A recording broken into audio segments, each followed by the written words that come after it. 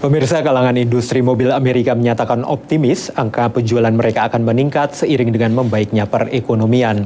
Dan di tengah melambungnya harga bensin, pilihan mereka adalah mengembangkan mobil hemat energi atau mobil listrik seperti yang terlihat di pameran tahunan Detroit Auto Show kali ini. Berbagai pabrik mobil menampilkan model terbaru mereka di Detroit Auto Show dan industri otomotif Amerika tampak bangkit dari keterpurukan. Pabrik mobil Ford mengumumkan rencana merekrut 7.000 karyawan dalam beberapa tahun ke depan. Right now we see a gradual recovery of the economy. We see GDP expansion around 3.5% and an industry volume moving between 12.5 and 13.5 million in the United States, 14.5 to 15.5 million in Europe. Sementara di New York dan Las Vegas, Ford memperkenalkan mobil listrik terbarunya. Presenting the all-new Ford Focus Electric. Bagi Ford, ini bukan yang pertama. Tahun 1914, istri Henry Ford sudah mengendarai mobil listrik ini.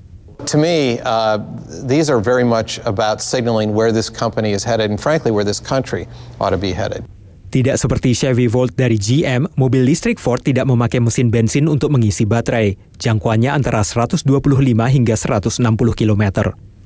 Charge now or wait to charge until the utility rate goes down. Ford hanyalah salah satu pabrik mobil yang memproduksi massal mobil listrik. Pangsa pasar mobil listrik dan hibrida masih kecil, tapi bisa meningkat hingga 10% sebelum tahun 2020. Tergantung dari seberapa banyak stasiun pengisian listrik yang akan dibangun. Meski beberapa eksekutif permobilan lebih menyatakan sikap hati-hati, tapi banyak analis industri memperkirakan penjualan mobil Amerika akan kembali tumbuh di atas 10% pada tahun ini.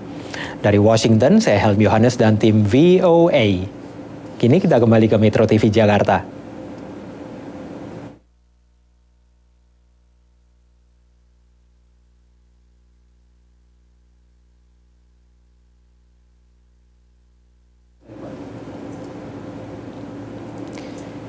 Pemirsa, bursa saham New York bergairah dalam perdagangan hari Selasa dipicu oleh menguatnya saham sektor energi. Indeks di Wall Street melonjak di sesi awal setelah saham-saham energi rally lebih dari 1,5% seiring dengan melambungnya harga bahan bakar minyak. Pasar juga menyambut keluarnya laporan keuangan sejumlah perusahaan, antara lain Alcoa dan Lennar, yang hasilnya lebih baik dari perkiraan. Indeks Dow Jones akhirnya ditutup pada level 11.672, naik 34 poin atau 0,3%. Nasdaq juga menguat 9 poin atau 0,3%, berakhir pada angka 2.717. Sementara S&P 500 bertambah 5 poin atau 0,4%, ditutup pada posisi 1.274. Saham-saham yang naik hampir semua komponen Dow yang positif termasuk saham Hewlett-Packard dan American Express. Sementara yang melemah antara lain AT&T dan Verizon. Investor juga mengamati pasar komoditas di mana harga emas naik menjadi $1.384 per ounce dan harga minyak mentah menguat ke kisaran $91 per barrel. Demikian laporan tim VOA.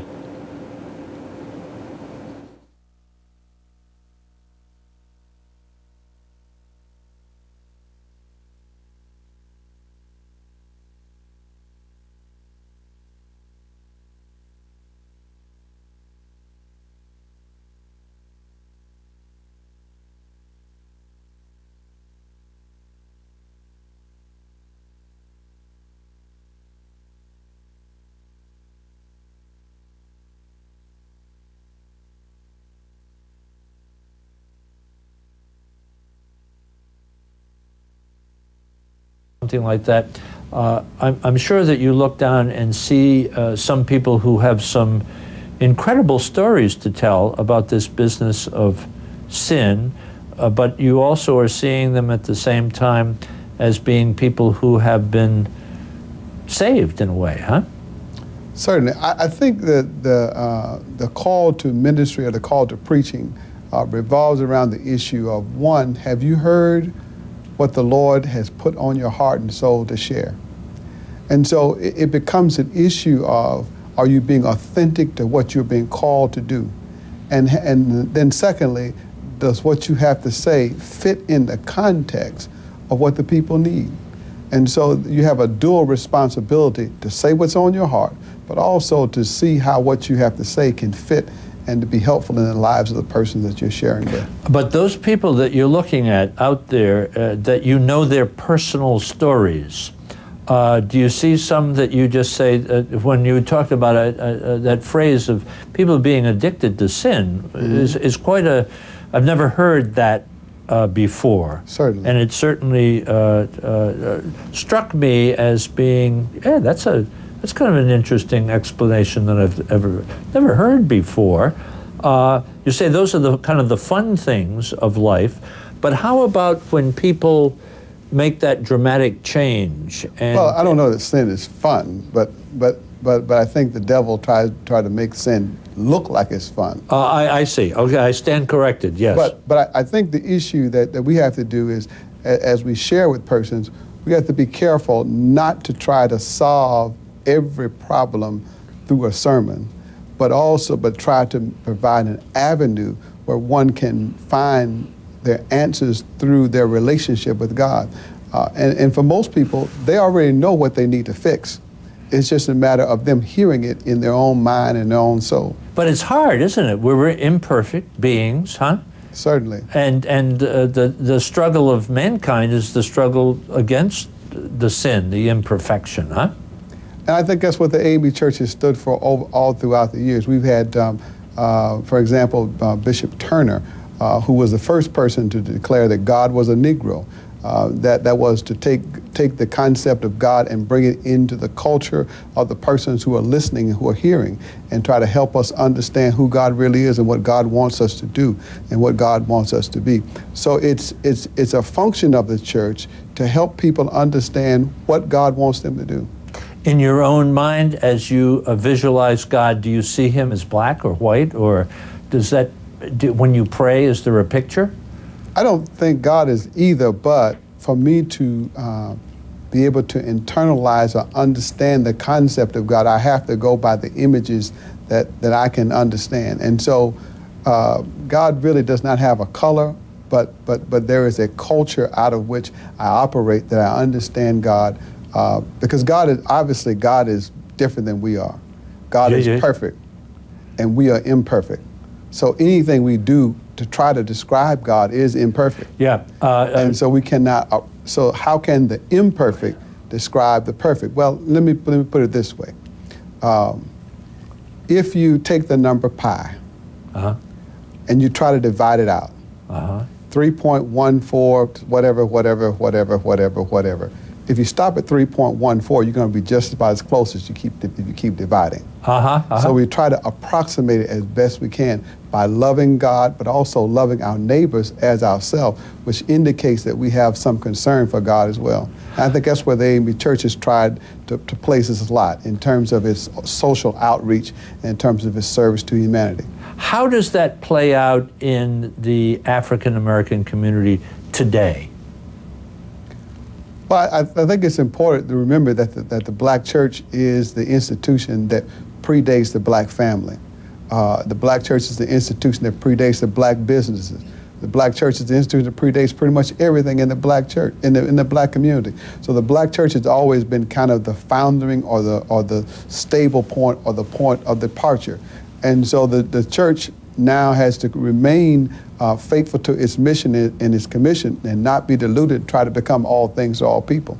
But remember that it still is the place of faith and the place of witness.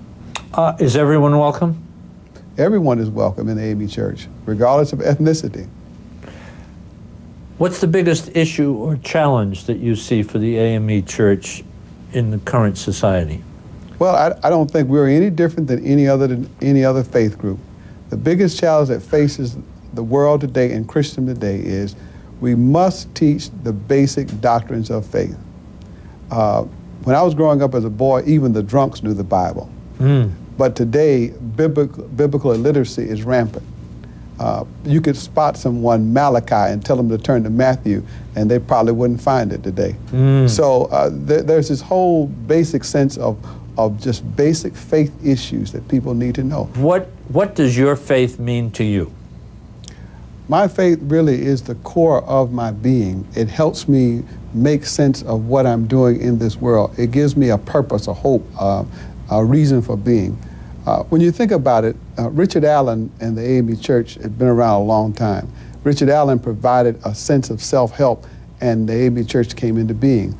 126 bishops have followed him in succession throughout these years and still provide the same essential services to the people, not only just people of African descent, but people of any descent. In fact, Bishop Quinn was an Indian, an Indian, not an American Indian, but a person from India. And so our belief system accommodates everybody. So for me, it becomes a point of departure, a rallying point. It gives me hope in the morning. It gives me joy in the evening. It allows me to see the goodness in God's people. Because after all, humanity is the one thing that God created that gives God intense joy when humanity gets it right. And so we hope that we are getting it right for the glory of God. Thank you, Doctor, for a wonderful answer. Thank you very much. Thank you. I Believe is made possible by the Rotendaro Family Trust, the CTC Foundation, the Interfaith Conference of Metropolitan Washington, Americans United, and the National Education Association.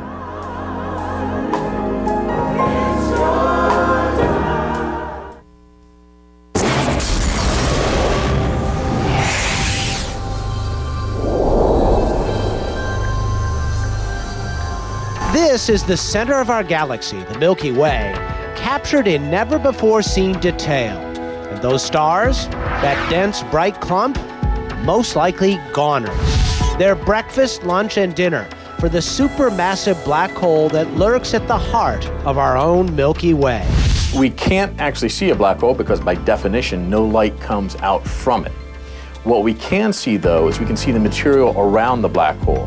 As the material spirals into the black hole, it's kind of like water going down the drain in a sink. We could have a very big rear bearing. With support from the National Science Foundation, University of Florida astronomer Steve Eikenberry and colleagues are building and operating a new class of infrared telescope instruments designed to peel back the layers of mystery shrouding black holes, like how they form. We are really kind of stumped, and that is one of the great mysteries in astrophysics. How do you make such a supermassive black hole, and why are they so common in galaxies? Almost every major galaxy has one. He says their structure is not complicated.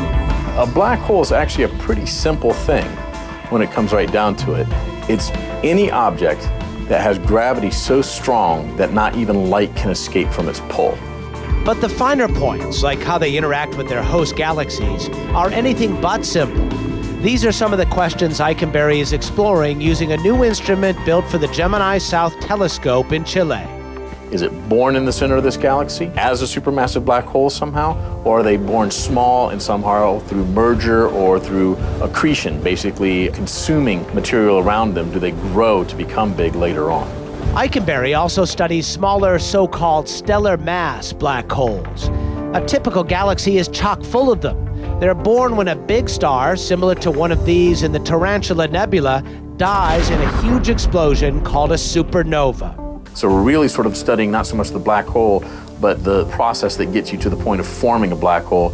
Eikenberry says that big or small, black holes likely function much the same, and he's hoping to shed some light on how they work. It would seem black holes have really sucked him in. For Science Nation, I'm Miles O'Brien.